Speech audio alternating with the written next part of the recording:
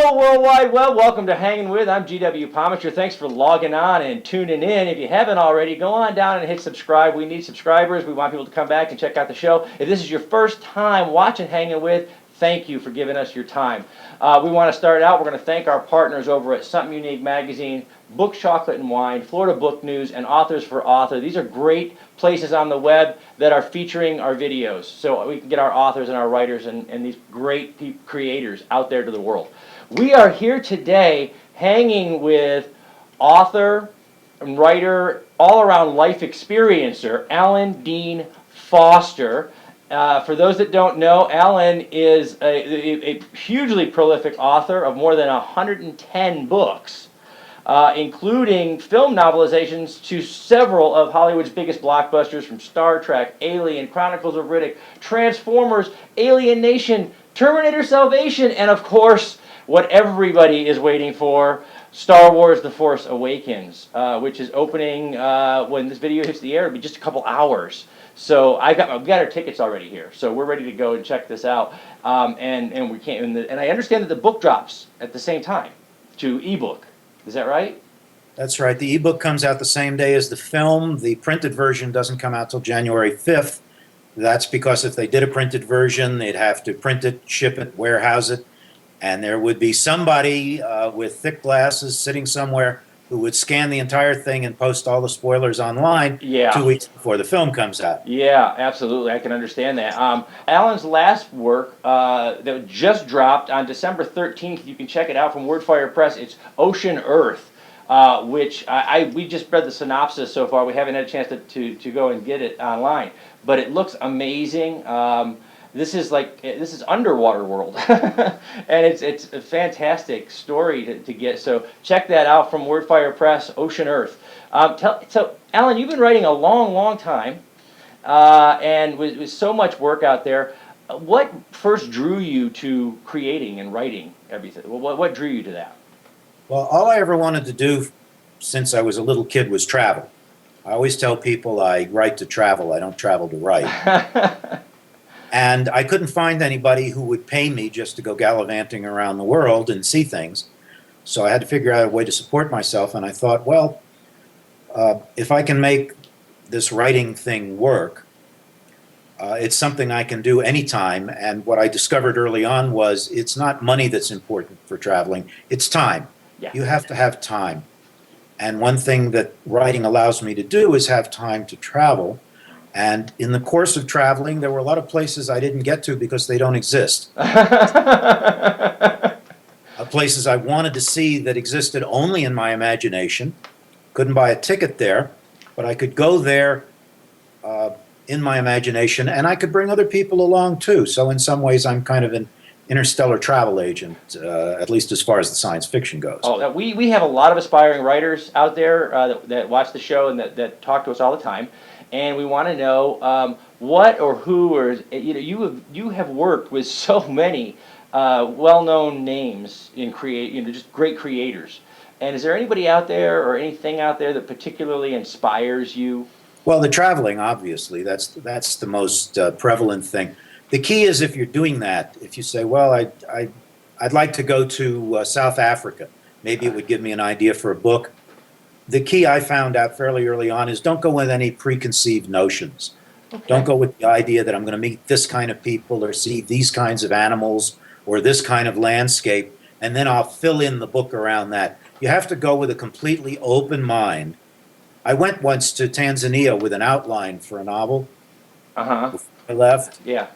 Spent a month there, and the things that I saw and the things I experienced were so different from what I expected to see and experience that when I got home, the first thing I did was throw away the outline and write a completely different book, which was called Into the Out Of.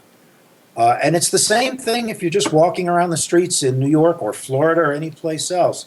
Don't go and say, well, I'm going to Miami Beach because I want to get an idea about an Art Deco future or something like that. I'm going to look at the buildings and it's going to be this, this, and this. You have to go with a completely open mind. Wow, that great advice, and for our writers out there, that is, open your mind and experience life. And we got that from Alan Dean Foster, who one of my kids' favorite movies around the house when they were growing up, because I'm a classic movie nut, was Anti-Mame. and you have lived. And that is fantastic. And we have some questions from our partners and our viewers and some of these authors. From Toy Thomas is an author and a blogger from Virginia Beach. She runs the Toy Box of Words online. And she sent a question, and she wants to know, what is your secret to really good world building? Whether it's building it in a fiction novel or observing something more in reality based, what is your secret to building your universes? Well, these are hard questions to answer in 20 words or less, but basically it's consistency. And this is the problem you find with a lot of science fiction and fantasy world building. It's not consistent. Okay. In other words, if you have a character who has gills and they're living in a swamp, and then in the next chapter suddenly they're downtown Pittsburgh or something, or the equivalent, fantasy or science fiction, it doesn't work because that character needs to be in that environment where he evolved. And everything in that environment needs to fit. You can't suddenly have a steam locomotive running through your swamp with no explanation. Just as a for instance, it's the same in fantasy as well as science fiction, and it's much more difficult in science fiction. Everything has to be consistent. Your characters and your animals and your plants, they all have to work together just like they do on this planet. Yeah, it was great. We went in our teaser when we were looking at other interviews with you. You had said, if you're going to write a good alien, think like an alien, and get into that world. Yeah, that's exactly right. If you have a creature, for example, like my Thranks characters, they don't have lungs that expand the way we do. So when you put them in water, they sink. So what you have is an entire species who, except for some nutcases, are terrified of going into the water. Wow. And so you can't put them on a boat with no explanation. Yeah. That's what I mean about consistency in world building, and also, obviously, in thinking like an alien. Well, that's fantastic. Toy, I hope that answers your question. Thank you, Toy Thomas, for sending that in. Author Robbie Cox from Satellite Beach, the author of Ribbons and Bows, has a question for you. Merry Christmas, Alan and Garrett. Always a pleasure to be on Hanging With. My question for Alan would be, when you write your stories, do you write solely to entertain your readers, or do you like to put a lesson in there, something to teach in the words that you're writing? I don't believe in books that are preachy. I would rather reach 500,000 people with one message than 500 people with a book that's nothing but messages. Gotcha. That's read by a bunch of academics at universities. But the trick is to make what you really want to say, whether it's about preserving the environment or what you think about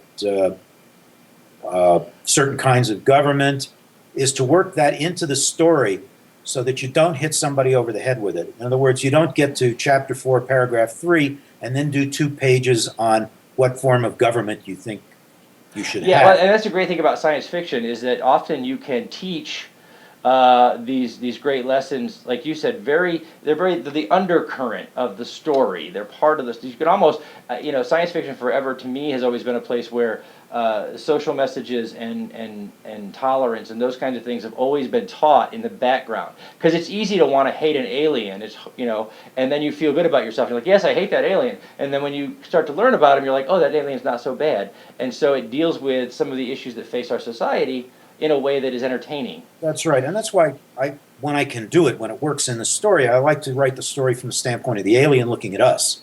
Wow, yeah. Science fiction is a mirror. It's always been a mirror. It's really about us. It's not about the aliens. It's not about alien worlds. It's about us, and it's about this world. That's fantastic. Now we have another question from our dear friend, Dr. Valerie Allen from Authors to Authors. Valerie helps showcase lesser-known authors, and she helps put together book events and writer, meet the writer events, and showcasing other authors. And she wanted to know, by standpoint, you've done a lot of nonfiction, a lot of fiction, very eclectic work. And Valerie wants to know which type of marketing most benefits you and your communication with fans and readers, especially as the paradigm is shifted into a digital world. How do you best effectively reach out to your fans and your readers? Well, my fans and readers seem to reach out to me with it. I have a website, which is myname.com, and there's an email address on there, and I try to answer every email that comes in personally. I don't believe in shunting things off on a secretary or anything else. Wow. And it's not like, I'm not Steven Spielberg getting 1,000 emails an hour or something like that. Can you read my screenplay kind of thing? But I always do respond. All right, ladies, don't send him the manuscript. See, I told you. I told you. We had to wait. If somebody sends something, I try to be tactful and polite, and I try to answer everything personally. And if I have a moment to give advice, I'll give people advice. I'm always happy to do that. Wow. So email is a great way to do it. I don't tweet because otherwise you spend half your day tweeting. Yeah, we have recently entered the Twitter world for the show, and Right. when I'm not tweeting, I find that I'm now following 1,000 different. It moves so fast, I can't keep up. But that's the world we live in. It's a constant war between the people you want to talk to and the people you don't want to talk to. There you go. Lou Belcher from Florida Book News asked us, for those rare people who have not started to read the worlds of Alan Dean Foster, with so much work out there, where would you suggest that a reader begins? If they want to explore Alan Dean Foster's multi-universes, where do they start? What's your favorite book, maybe? Current work is always a good place to start because it's the latest thing, and hopefully it's the best I can do. So I would recommend starting with Oshenerth. Oshenerth, awesome. We have that on our list already, so we're good. If there's a younger reader, there's a book coming out from Open Road Media in February, Okay. which is the first intentionally young adult novel. It's a fantasy called The DVs. But for someone who wants to explore some of the older works, I'd recommend a book called Midworld. Most of these are available as ebooks if you can't find them in print. Great. Or my short story collections, because if someone doesn't like one story, maybe they'll like the next one. And I was browsing those on your website when we were doing our research, and there's just amazing stuff there. And Lou, thanks for your question. We have one more. We have T. Allen Diaz is the author of the Procina trilogy, and he's a writer that has reached out to us, and he has a question. Thanks, GW. Mr. Foster, as an author of both your own original work and screenplay novelizations, do you find yourself constrained by the structure of the screenplay, or do you find it liberating to have a path laid out for you that you can expound upon? And is Luke Skywalker really Kylo Ren? Ignore that part because I live an hour from Disney, and I don't want the Disney lawyers knocking on the door and the SWAT teams for spoilers. And in a few hours, we're going to see it. So, but if you want to off camera later, you could tell us all about it. That's all right. Kylo Ren is actually establishing a chain of interstellar pizza parlors, all of which will feature pizzas cooked exclusively with lightsabers. Exclusive. Oh, wow. Okay. That answers the Kylo Ren problem. There you go. Okay, so now working with screenplays. Yeah. Right. As far as constraints, obviously you're more constrained when you're doing a novelization because it is a collaboration between you and not only the screenwriters, but everybody who's involved with the film. So in that sense, yes, of course, it's more restrictive than writing your own original work. On the other hand, the plot is there for you, the main characters are there for you, the action is there for you, and I approach every novelization as a combination of an experienced writer and the 14-year-old fan sitting in the back of the theater with his friends, loudly criticizing the bad special effects. That was me in 1980. Your Star Wars novel. Like you said, it's not an intentional young adult novel, but one of the first books I read. Just because I was so excited about the movie, and I had to know. Oh, there's more. There's backstory and there's detail, and I need to know as much as I could, and it was amazing to do that. And I honestly, I know many people may not know this, but when you guys had the book back in 1977, it was Star Wars by George Lucas. We didn't know there was another writer back there. Well, it was in the contract. It was okay. Contract, and I was fine with it. It's not my story. It's George Lucas's story. It was. And for many years, I had to face friends and lie to their faces and say, no, I had nothing to do with the book. Oh, wow. And then eventually, the first real book on George Lucas's work came out, Skywalking, The Life and Times of George Lucas, in which the author inadvertently let let it be known that I had ghostwritten the book, and at that point it seemed kind of silly for everybody to be running around denying it, and I got a very nice official release from Lucasfilm, and George has been very gracious, as he always is, about the whole thing subsequently. Of course, it doesn't matter at this point. Well, Star Wars is kind of a thing on its own now. It's its own massive entity, which brings us to our next question here, which is you've worked on some of these novelizations with some fantastic other creators and collaborated with other people. And as we told everybody in the beginning of the show, The Force Awakens is dropping tonight. And so did you get to visit the set and work with JJ and work with these folks when you were putting together the novelization? No, that's very uncommon, actually. Oh. Because doing a film, even a small film, is a 24/7 job. Mm-hmm. And a big film is a 25/7 job. And the fact that I occasionally have the opportunity to talk to the director or talk to the writer is actually quite rare. Oh, wow. The film is everything. Once in a while, I'll end up on the set. I've been on movie sets before. It's very boring. You shoot 30 or 60 seconds worth of footage, and then everybody runs around like crazy for a couple of hours to set up the next shot. My little brother went off to Occidental College in LA, and he is an independent filmmaker there now. And he sends me snippets when he gets a chance. That it's 17 hours worth of work for 4 seconds of film, and then it's another 20 hours of editing. So when he starts talking, my eyes gloss over, and I'm like, oh my God, that sounds so daunting. That's right. People don't realize, if you're working on the costumes or building the sets, you finish your day's work, you go home, you turn on the TV or you get on the internet or whatever. If you're the director or the producer, you don't go home until after the film's been out for 6 months. Then maybe you can take a vacation. Yeah. When I hear things from him and other filmmakers that we've talked to now on the show, I'm always grateful to be a writer because when I run out of ideas, I just step back away from my keyboard, and then I get when are you going to put out another book, and so we can eat. So the collaboration process on those novelizations is as technology's evolved and email and everything else. How do you find the distinction between working with someone like George in 1977 and working now with JJ in 2015? Well, technology is, for better or worse, have made it much easier for people who are involved at the other end of the process to participate in it. When I did the original novelization, or Alien, or any of those earlier novelizations, it's basically, here's the screenplay, here's a few pre-production drawings, go write a book.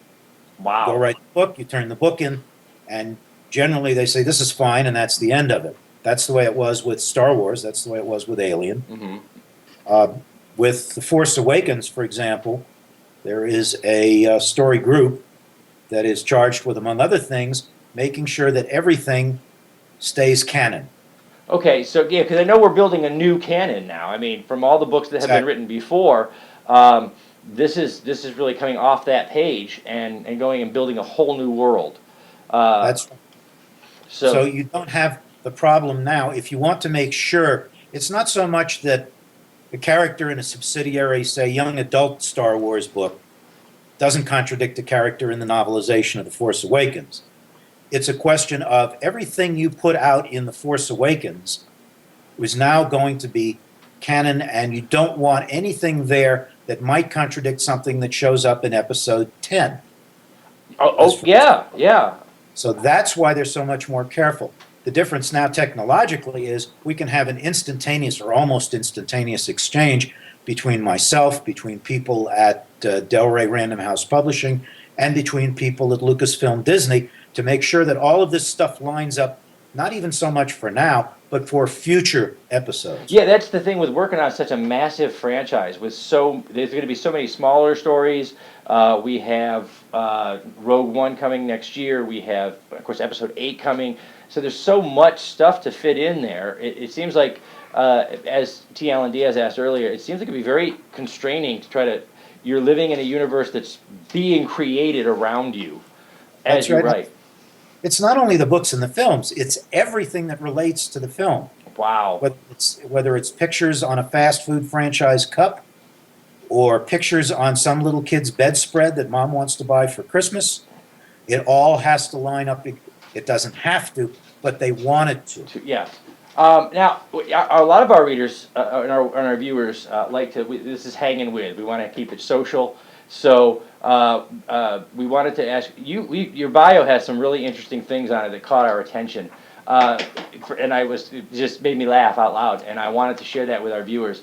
Your house out there in Prescott is built very uniquely. I understand it's built with the bricks from a miner's brothel. How does one acquire the bricks from a miner's brothel? Well, in Prescott, Arizona, which was a mining town and the first territorial capital of the state of Arizona, there were a lot of such facilities, many of which were euphemistically called hotels. Okay. And served both purposes. And in the 1950s, there was an old one called the Rex Arms, which was on Gurley Street in downtown Prescott. Gurley Street. Okay, that's. Not Girl, Gur, but take it however you will. Amen. It was torn down in the 50s, and everything was architecturally salvaged. And the people who built this house in the mid-50s, when there was actually nothing around us where we are now, although it's all been built up around us, bought the brick, or a lot of the brick that was usable, and so the house is built of brick that's well more than 100 years old. Wow. That came from the Rex Arms, and our favorite line, of course, is, if our walls could talk, they'd have plenty to say. Amen to that, brother. I'll tell you what, there's a story waiting to happen. Now, another thing that really caught our eye, you have the, I'm going to read this correctly, the ensorcelled chair of the nefarious Dr. John Dee. Now, for our viewers out there, if you don't know, Dr. John Dee, 1527 to 1609, is a famous Elizabethan magician who studied, among other things, alchemy, divination, Hermetic philosophy, and was kind of a big figure way back when. Oh, okay, yeah. This is going to be fun. Oh, there it is. We have the chair. This is great. Oh my We'll Lord. switch chairs and I'll disappear. Oh wow. I'm like, I'm having a nerdgasm. This is, There it is. oh my, look at that. That is so gorgeous. You're just out garage sailing or something? How does one collect an artifact like this? It was in an antique store in Santa Monica, California, and it was just sitting there, and my wife, Joanne, we had just been married, saw it and had saved her money and bought it for me. Wow. Well, And if anybody wants to hear more about it, it's in one of those short story collections. There's a story very cleverly titled The Chair. wow. So guys, everybody out there, go to alandeanfoster.com. Check out the short stories. There's a tab on the side, on the left-hand side of short stories there, and you can check out the story of the ensorcelled chair of Dr. Dee. Amazing. Thank you so much for sharing that with us, Alan. I need the exercise. Yeah. Now, we talked a little bit about your travels, and you are probably the most well-traveled person I've ever had the privilege of talking to. You've done things like filmed footage of a great white in South Australia. Lots of great whites. Lots of great whites. What, you just kind of walking down the street to think, hey, let's go film some great whites today. You are one of the most experienced people that I can imagine talking to. How do you choose where you're going to go next and what you're going to do? I mean, things like the Peruvian jungles. That's just not on my tourist map usually. So how do you decide what you're going to do like that? Well, I'm very comfortable in places like Rome and London and New York also. Oh, There's a great many things to see there too. But I'm stuck on this one planet. You remember what I said about the interstellar travel agent yes, thing? sir. Yes, sir. And I always wanted to see as much of it as possible. What I really wanted to do was be Sir Richard Francis Burton, who was the greatest explorer of the Victorian era. Yes, sir. But it's the wrong era for that. We have Google Earth, and there are not a lot of places. There are not a lot of places that you can go that people generally don't go. And if I'm going to write about alien worlds and alien creatures, I should experience as much of that as is available to me on this one. Wow. So that's why I go to places like southeastern Peru and South Australia and wander through Africa. To me, if I'm looking at lions feeding or if I'm looking at tourists feeding in the Louvre, it's all one and it's all grist for the mill, and I get just as much pleasure out of one as out of the other. Wow, that is fantastic. Like, as I said before, we raised our kids on old movies, and my young son Dylan, who just got married, used to walk around when he was about this tall, and reciting from Annie Mae, "Live, live, live. Life's a banquet, and most poor suckers are That's right. starving to death." And I know one guy in the world that is not starving for living, and that is Alan Dean Foster. So thank you so much for sharing that with us. Now, we're going to talk a little bit about Oshenerth. Again, part of your traveling and your experiences helped you to develop this underwater world. So, kind of where did Oshenerth come from? I guess that's the main question. Where did that come from? Where does somebody get in their mind and go, I want to do a world that's underwater? I mean, I want to do what happens if the whole world is the Little Mermaid's domain. How do you do that? Well, I've been an avid diver for more than 30 years, and it's the closest you can do to being on another planet, is being underwater. The environment is completely different. The animals are completely different. Everything is completely different. And I also like writing fantasy, and when you're writing fantasy, I don't want to do imitation Tolkien when I'm writing fantasy. You try to do something original. I did that with the Spellsinger series, and years went by with me diving, and I thought, how can I work this into a story? And I thought, well, I'm just going to do an epic fantasy, and the entire thing is going to be set underwater. And it involves a diver from our world who goes down in our world and comes up in a different one. Okay. Wow. And then proceeds from there with this civilization and these creatures entirely underwater who it's very much like our world. But a lot of the creatures who can't talk in our world can talk in that world. You can see where I'm going with this. Yes, sir.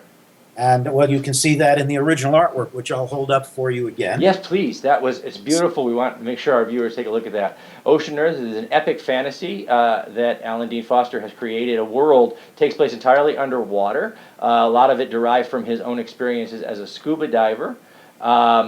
This exquisite art is by a man named Rob Caswell, by the way. Rob Caswell has done the cover art for this. You can check that out both online at the Wordfire Press site or at Alan Dean Foster's site. Take a look at Oshenerth, guys. It sounds like an amazing book. It's on our reading list now, and we can't wait to dive into it. No pun intended. Yeah, no pun intended. Yeah. Nicely scribed. That is truly immersion reading. So get in there and check it out, guys. Thank you so much, Alan, for taking your time.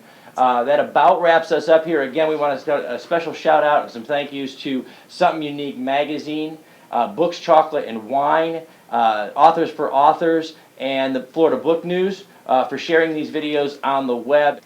At any rate, please take a look at our Hangin With Show store. You can get all kinds of weird stuff. I got T-shirts and coffee mugs and ball caps, and my wife loves teddy bears, so we have teddy bears for sale with the Hangin With. Check that out. If you're going to see Star Wars: The Force Awakens tonight, make sure right after that you get home, you buy the ebook, and you have to wait maybe a half a month before you can buy the actual paperback copy. No spoilers there except for the pizza chain, which, is great. The intergalactic pizza chain. I'm GW Pomichter, hanging with Alan Dean Foster. Remember, subscribe, log on, tune in, and see who we're hanging with next.